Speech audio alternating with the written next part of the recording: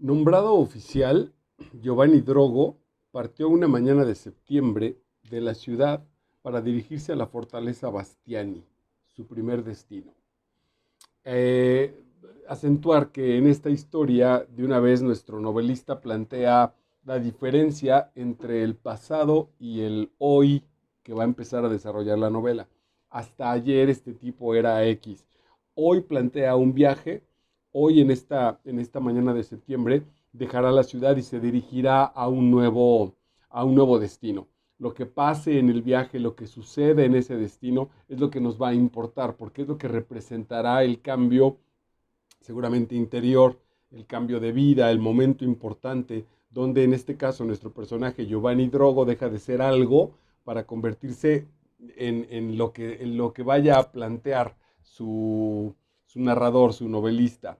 Y nos atrapa de inmediato en ese proceso. Aquí está sucediendo algo, no hay una introducción, no está determinando las características sociales, el contexto en el cual vamos a habitar nuestra lectura, sino aparece de manera muy eficaz con algo que ya le ocurre.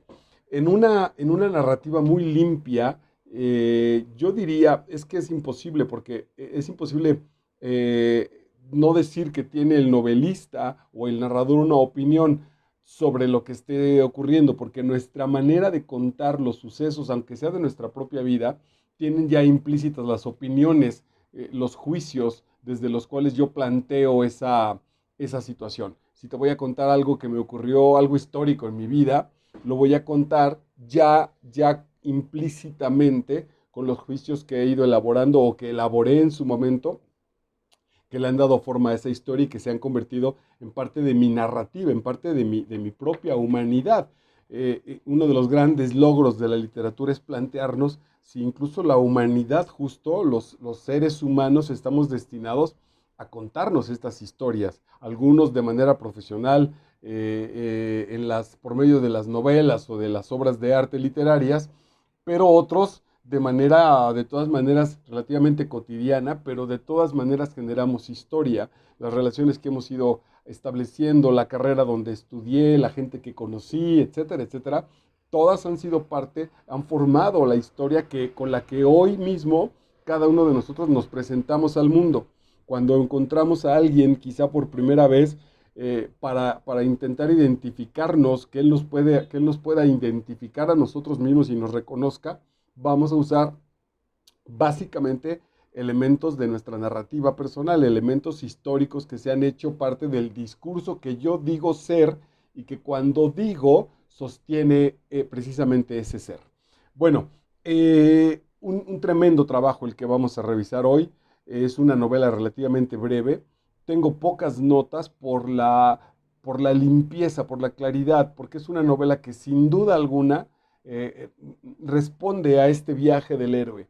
Es muy fuerte el final, porque sin juicios, que esto es lo maravilloso de nuevo de nuestro autor, sin juicios morales, sin juicios éticos, existenciales con respecto a su personaje, sin una crítica establecida o predispuesta con respecto al grupo al que pertenece, etcétera, etcétera, Dino Buzzati solo se encarga de poner los hechos que él inventó o que vivió o que atestiguó, eso no importa, solo los pone y nos pone los comportamientos de sus personajes.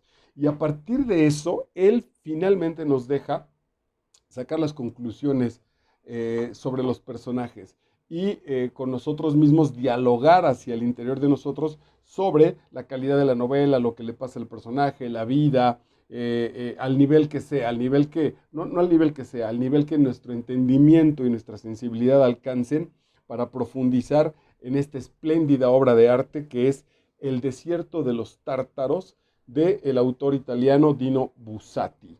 El maestro Buzzati nació un 16 de octubre o el 16 de octubre de 1906 en Belluno, en Italia, y falleció el 28 de enero de 1972 en la ciudad de Milán, en Italia también, por supuesto.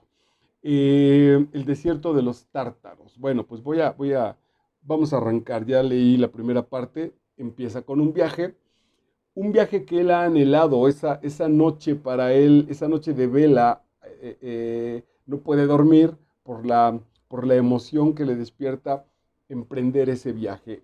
Trabaja en la milicia e ir a esta fortaleza, desde el planteamiento en que nos lanza el inicio de la novela, es solo una condición. Él dice, voy a estar en esa fortaleza, me va a venir bien, pero no pienso quedarme ahí mucho tiempo. En cuanto pueda, es más, incluso llegando, porque la fortaleza tiene fama de ser un lugar apartado, de ser un lugar con casi cero comunicación con el exterior, es una especie de aislamiento. Nuestro camino espiritual es el proceso de soledad, por el cual, de angustia, de crisis, por el cual todos tenemos que pasar en algún momento para revalorar las relaciones, para recomponer otras, para establecer nuevas relaciones, principalmente con nosotros mismos, con nuestra manera de vivir hasta ahora. Bueno, esto va a plantearse. Es interesantísimo que en este viaje ya de nuestro personaje Giovanni Drogo hay una carga, de nuevo muy bien trabajada por Buzzati, porque no está exagerada en ningún sentido, pero hay una carga de la mamá. Hay una mamá seguramente con una vida muy gris, con una vida muy mediocre, por ser un poco crueles con el personaje, que pone muchos anhelos en la salida del hijo. Es como, ese es un asunto familiar muy complicado, como si nosotros como hijos estuviéramos obligados a tener éxito, no solo para nosotros mismos, sino para el pasado, para nuestros padres que no lo lograron, porque al final de cuentas se sacrificaron por nuestro crecimiento y es una especie de manera de corresponderles con ese sacrificio que hicieron. Bueno, entonces le hace mucha ilusión salir a esta fortaleza, una fortaleza militar.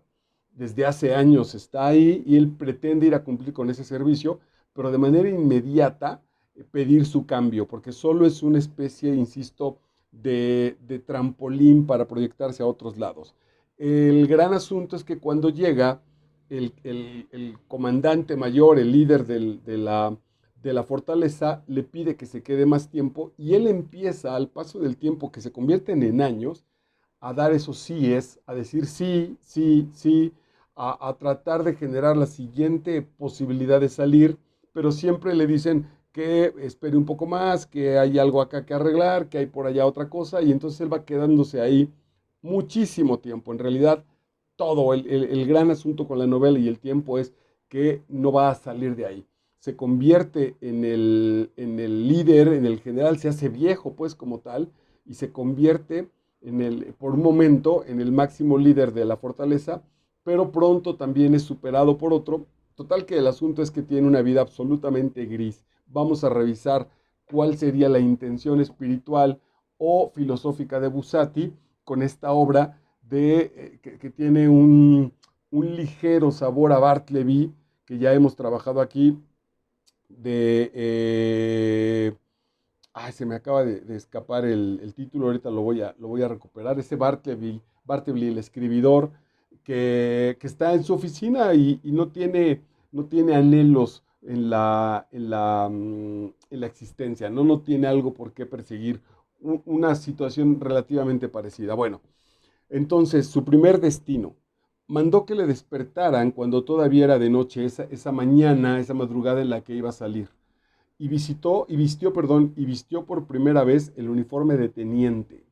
Este uniforme representa, esto es muy importante en la novela y es lo que hace un eco, por lo cual está aquí en este espacio, representa estas ilusiones, esta meta, este querer llegar a hacer algo. Apenas hoy mismo en la mañana me lo planteaba, porque, bueno, voy a aprovechar para decir que hoy es 18 de junio del año 2022 y fue invitado en México, por si nos estás viendo fuera de México, en México el tercer fin de semana, me parece que así funciona, o no sé si la fecha hoy coincidió, se celebra el Día del Padre y entonces hoy fui invitado al lugar donde ensayo a ser de maestro de ceremonias del festival, de las presentaciones que se hicieron para este Día del Padre. El Día del Padre en México, tenemos, seguro en México y en muchos lugares de Latinoamérica, el gran bombazo del Día de la Madre. El Día de la Madre en México es, casi lo dirías, fiesta nacional. Muchas ocasiones las escuelas no dan clase, con el pretexto, por ejemplo, a veces de que les dan permiso a las maestras de que no vayan a trabajar. Al final de cuentas, toda la escuela o los muchachos no van a las escuelas Y es un gran día, el Día de la Madre es una celebración en grande. Junto a esa comparación, el Día del Padre es muy deslucido, bueno, pero no me quiero desviar, aunque tiene mucho sentido. Y entonces fui a esta especie de celebración y nada, era bastante gris, un poquito hasta incluso mal organizado, muy pobre, muy pocas familias, muy pocos papás, con buena disposición, la gente es muy noble, pero nada extraordinario como tal. Eh, lo menciono porque me planteaba entonces justo si, si yo ir a esta ceremonia de este día de hoy en el lugar donde ensayo, me generó un pequeño saborcito como de desilusión, como si yo pensara estoy preparado para cosas más importantes y estoy pasando cuando menos mi domingo de hoy una buena parte en este trabajo tan relativamente gris, tan relativamente intrascendente, en un lugar donde no me pagaron, donde posiblemente no había una valoración del esfuerzo que se hace por poner en un buen nivel ese lugar.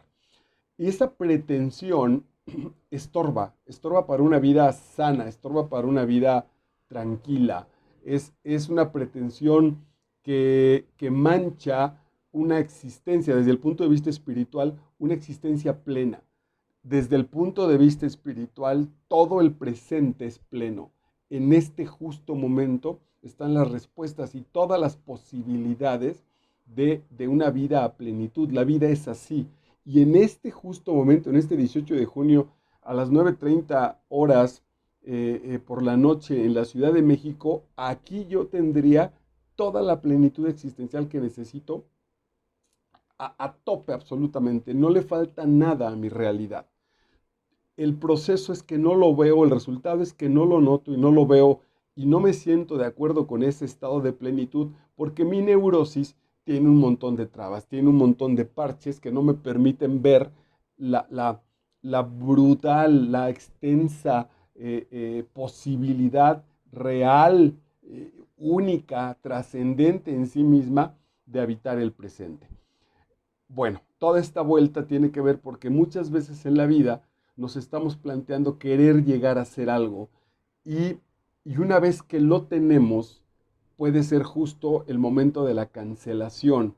No solo como tal de la meta, sino darnos cuenta de que esa llegada fue muchísimo más desilusionante, que el proceso como tal está en el camino o en las decisiones que me hicieron estar en la realidad que ahora vivo. En mi carrera, por ejemplo, o con estas mismas charlas, ¿no? Tengo entregadas en este canal 300 obras ya desarrolladas en este espacio.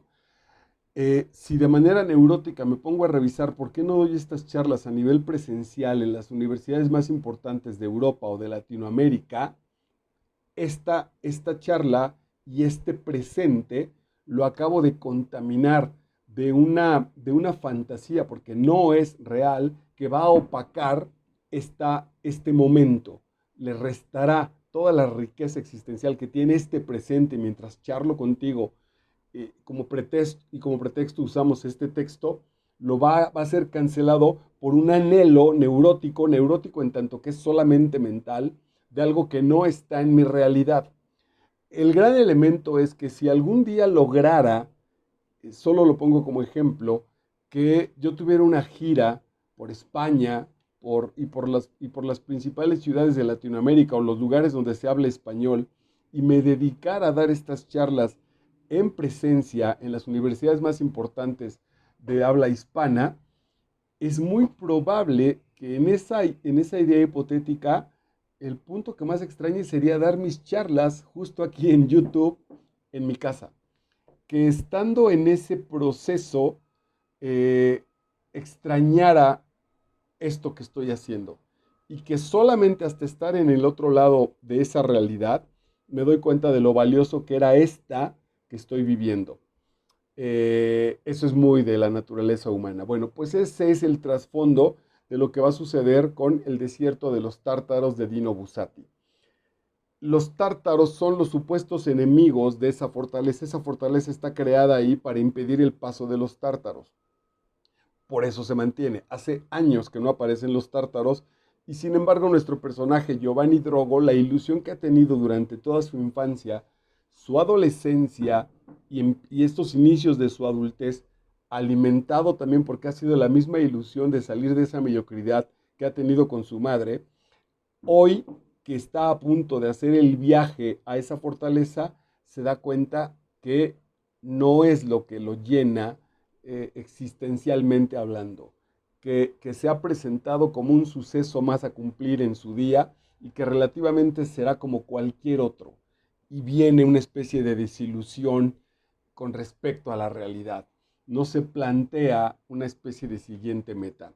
Ahí estamos arrancando con este trabajo. Y vistió por primera vez el uniforme de teniente. Cuando acabó, se miró en el espejo a la luz de una lámpara de petróleo, aunque sin encontrar la alegría que había esperado. Como nuestra neurosis de no saber habitar el presente no nos permite disfrutarlo a plenitud, estar en él, ser él, entonces cuando alcanzamos la siguiente meta existencial o que la edad no la trae, viene una brutal nostalgia con respecto al pasado porque no lo supimos habitar, porque no lo supimos vivir y entonces lo extrañamos. Esa es una gran inmadurez. Está de moda un concepto desde hace tiempo, un término más bien que se llama chavorrucos, que yo creo que tiene que ver con que la gente más o menos de mi edad o mayor, incluso hasta menores, todos los arriba de 40, se aferran a una especie de adolescencia o quieren prolongar demasiado ese periodo de la adolescencia, porque justo mientras fue ese periodo de la adolescencia, no se vivió con plenitud. Y entonces esa especie de carencia, que por otro lado jamás va a ser llenada ni satisfecha, ya no hay manera, va a generar este hueco neurótico en el paso del tiempo.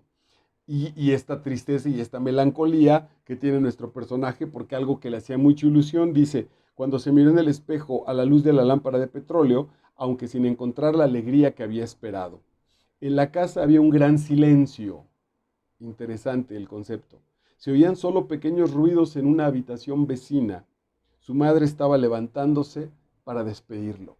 Y en el asunto espiritual, estos ruidos en una habitación vecina, que físicamente y en la novela y en la realidad son la madre en la otra recámara, son mis propios ruidos internos. No es gratuito que Dino Buzzati haya escogido a su mamá. Son las cosas que no terminé de arreglar con mi mamá. Son los elementos que en las relaciones no termino de cerrar, los ciclos que hay que cerrar, los negativos y los positivos, pero hay que cerrarlos para empezar a convertirnos en otro, aunque sea con la misma persona.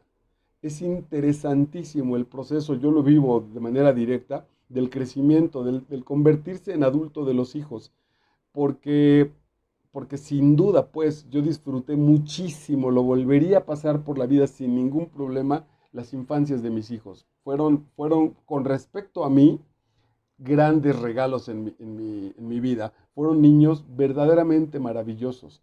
Y ahora que están jóvenes, pero que están en la etapa de adultez, que empiezan a vivir su adultez, también me parecen maravillosos, pero ya no es la relación que yo tuve con ellos mismos cuando eran niños. Fue tan importante esa relación, biológicamente incluso hablando, pues, pero fue tan importante existencialmente hablando ese enfrentamiento que hasta el día de hoy lo afecta de manera directa. Me duele lo que les duele a ellos y seguramente a ellos les duele lo que me duele a mí y soñamos con lo que el otro sueña en términos de conseguirlo, sin duda alguna, pero ya no es la misma. Ya ese niño que lo solté a los 8 o 9 años o que se hizo adolescente, jamás ha vuelto a aparecer, o ese primer adolescente con el que conviví de manera tan cercana ya no está. Hoy me enfrento a un adulto al cual le tengo esta enorme diferencia bueno, no es enorme, de edad natural, pero que, pero que ya no debe, según yo, ya no debe estar cargada de esa nostalgia y se debe estar construyendo momento a momento. Mi enfrentamiento con ambos de mis hijos y en esta joven adultez que ellos van viviendo, es justo, es esa construcción permanente que implica muchísimo cuidado, hasta dónde me meto en sus cosas privadas, dónde no, dónde me lo consultan, dónde no, etcétera, etcétera. Bueno, esos ruidos de la habitación vecina son las cosas que este personaje Drogo no acabó de resolver. A donde sea que vayamos, si la situación no queda resuelta sanamente y establecida, te vas a llevar pequeños ruidos. Algo va a estar haciendo ruido en la conciencia, en la mente, en el corazón, en el espíritu, etcétera, etcétera, porque no terminó de cerrarse. Ahora, en la otra situación espiritual, esta relación que Drogo tiene con su madre, al final de cuentas, dice el curso de milagros, las relaciones especiales, santificadas, son siempre el reflejo de nosotros mismos. Eh, Más o menos diría, si habitamos el mundo solos, en nuestra carga de deidad, en nuestro ser Dios, solo somos una parte en este momento identificada como Marco Vidal, con la edad que tengo, el lugar donde nací, donde habito, etcétera, como experiencia viviente de esa divinidad que se expandió en cada uno de los seres conscientes y algunos inconscientes para vivir la plenitud de su ser. Ok, esto se puso bastante complicado. Bueno, entonces, esa posibilidad que día a día desarrollo y que día a día habito, que se convertirá en historia, si no tomo buenas decisiones, si no la voy modificando, si la bloqueo, parecería, no parecería, será una existencia gris, una existencia aparentemente sin chiste. En términos generales, espiritualmente hablando, no sucede nada, no pasa nada, no hay ningún problema, todo está protegido y todo está cuidado en esta eternidad constante. Sin embargo, para mí, de manera particular, si bien pudiera leerse como un desperdicio de los talentos con los que llegué. Mi objetivo desde nacer ha sido brillar con luz propia en este mundo. Bueno, pues si no lo logré, si traía la energía y la determinación suficiente para hacer una planta atómica y alumbrar a media humanidad, no lo he logrado. Y entonces yo relativamente me he conformado con ser una pequeña luz en las clases para mis alumnos. Pero quién sabe si mi potencial daba para esa otra posibilidad. Bueno, al no intentar ir por ese potencial existencial en cada una de nuestras vidas, nos vamos a estrellar justo con estas barreras o vamos a acabar siendo encerrados, guardados en esta, que no es gratuito el término, en esta fortaleza que nosotros mismos hemos establecido. Entonces, esa relación, el tipo de relaciones que tengas con las personas que están a tu alrededor, la información importante es que esas relaciones y esos tratos te definen a ti. No está en ellos, ni siquiera está en la relación. La manera en la que yo establezco y la forma en la que tengo mis relaciones personales están hablando de mí, me están construyendo día a día. Estaba en una insistente idea que no conseguía identificar. Algo le hacía ruido a nuestro personaje y no acababa de establecer bien qué era. Como un vago presentimiento de cosas fatales. Aquí la literatura es una joya y este autor es una chulada. No tengo claro quién lo decía, que la diferencia en las obras de Shakespeare es que dicen lo mismo en una obra en 5 actos que lo que escribió en 16 libros Nietzsche o el filósofo que me digas. La forma de compactar la idea con la realidad, en el caso del arte, de la literatura, es brutal, es atómicamente maravillosa, ¿no? Se me escapa el término, es cuántico, aquí se aplicaría lo cuántico, en esta mínima gota, en estos dos enunciados, ¡pum!, está expuesta todo lo que desde otro lado, desde la filosofía, le llevaría a algún gran filósofo desarrollar. Eh, estaba una insistente idea, perdón, que no conseguía identificar, como un vago presentimiento de cosas fatales, el destino. Ese vago presentimiento de cosas fatales podría leerse como el destino o la muerte. A mí me gusta más la idea de la muerte. La muerte, esa brutal y maravillosa y fiel compañera que minuto a minuto camina y habita con nosotros y que minuto a minuto y cuando más nos acercamos a ella, lo que nos está diciendo es si este momento, si este presente lo estamos viviendo a plenitud. porque si no lo estamos viviendo a plenitud, estamos perdiendo el tiempo, porque se nos va a acabar muy pronto en este reloj que ella carga. Bellísimo. Como si estuviera a punto de iniciar un viaje sin retorno. Ese es el saborcito que él tiene. Ahora, el viaje sin retorno, siempre estamos en un viaje sin retorno. Nuestra capacidad para proyectar eso, si voy a Europa y pienso que voy a regresar, bueno, pues de ese tamaño es mi capacidad para leerlo. Pero en realidad la vida es un viaje sin retorno. Día a día que voy habitando mi existencia, y la voy viviendo, por supuesto, no hay retorno. Voy envejeciendo con el proceso y voy envejeciendo con el contexto. No hay retorno a mi vida. No puedo regresarla. Es imposible. Así está determinado el sistema para establecerlo y me parece muy poderoso y muy bello. Ese es el asunto. La muerte le está diciendo, soy el destino. El destino podría decir también, soy el destino. Soy la muerte disfrazada de destino. Y, y te vengo a recordar que tu viaje no tiene retorno. Y esa idea es muy importante porque si el viaje no tiene retorno, eso me obliga a vivir el presente a plenitud, a vivirlo a todo corazón, a vivirlo a todo pulmón, diría la rola. No hay tiempo que malgastar porque esta experiencia no la voy a volver a tener.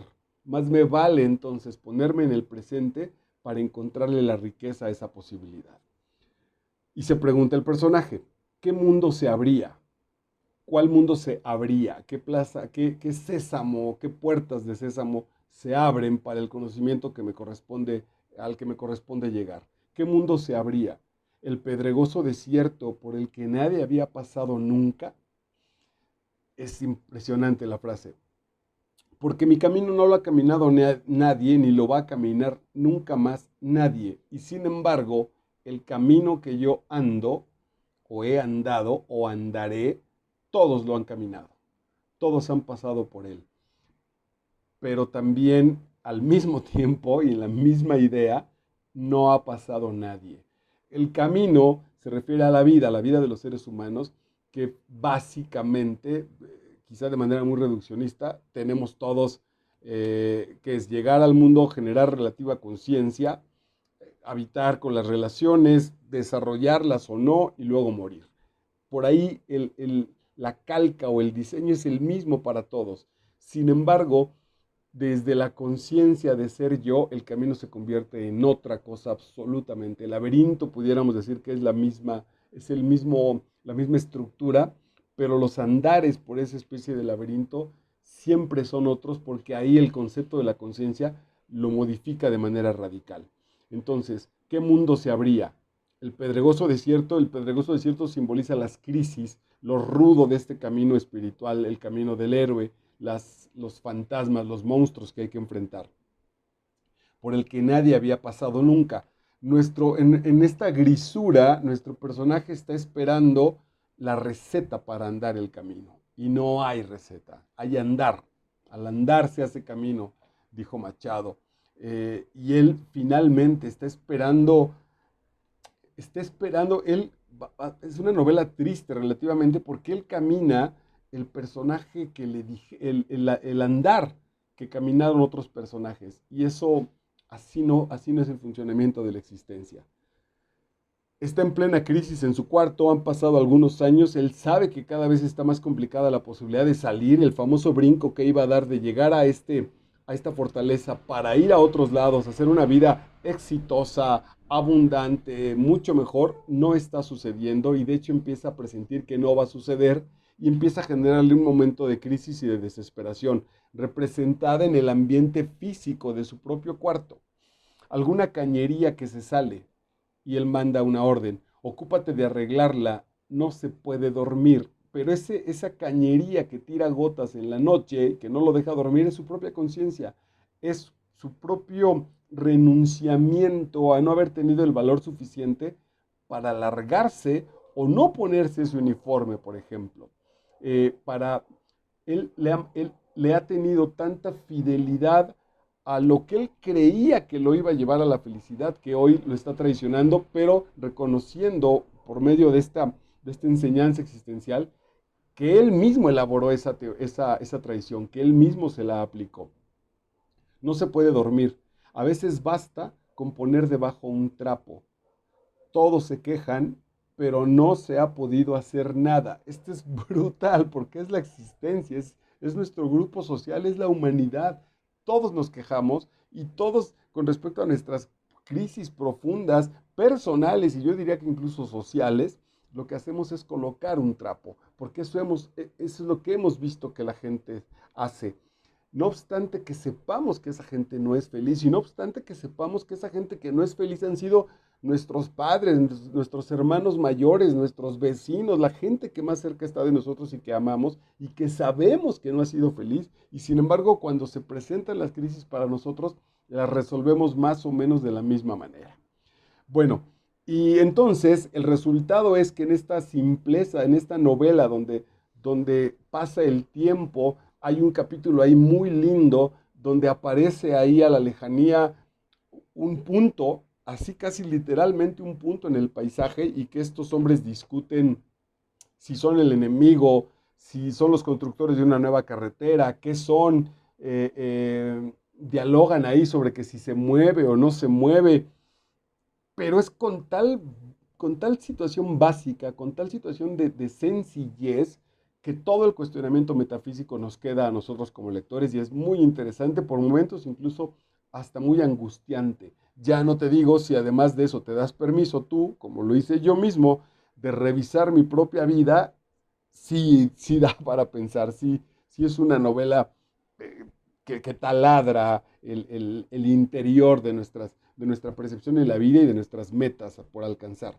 Bueno, nuestro personaje muere un compañero, él ve la muerte de cerca, sigue sin tomar la decisión importante y viene este profundo dolor que es el final de la novela, donde él regresará a su casa reconociendo que no, que este paso por la milicia no fue lo que él buscaba, no alcanzó ninguna meta existencial, se convirtió justo en las personas que no quería convertirse, justo estuvo haciendo lo que él no quería hacer, y entonces fue solamente un engranaje de este sistema que no ha parado, de este sistema abrumador, aburrido, gris, mediocre, él está en eso, y ese es el gran dolor de su propia existencia, ¿no? Ese es su absurdo sin resolver. Y dice esta última nota que yo tomé de este texto espléndido, que es El desierto de los tártaros de Dino Buzzati. Le pareció encontrarse entre hombres de otra raza, en una tierra extranjera, mundo duro e ingrato. Miró a su alrededor, reconoció a Tronk, que inmóvil observaba a los centinelas. Brutal, también muy cerca seguramente de la literatura de Kafka. Es la humanidad intentamos con escuelas, enseñanzas, viajes, amor, terapias, pasiones, logros científicos, comodidades, lectura, etcétera, intentamos modificar nuestro alrededor, modificarnos a nosotros mismos.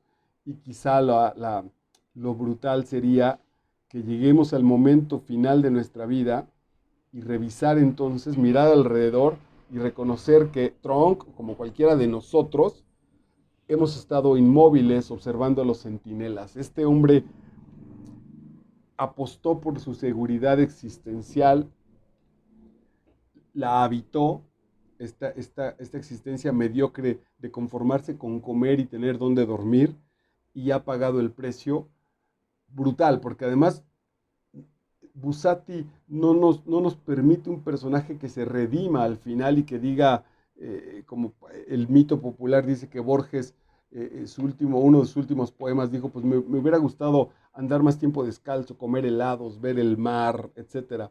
Que creo que es un asunto, alguna vez ya lo revisé, tendría que volver a hacerlo, porque me parece que no es un poema de Borges, pero no lo voy a confirmar. Bueno, no hay esta redención donde el viejo diga, no he sabido vivir, perdón, no. Solo dice, me convertí en lo que no me quería convertir. Soy justo el que no quería ser. Y ahí la novela es muy angustiante, muy profunda y muy pedagógica pero allí también depende el valor, las posibilidades, eh, eh, la desfachatez, como tal lo voy a mencionar, de cada uno de nosotros en nuestro propio ser.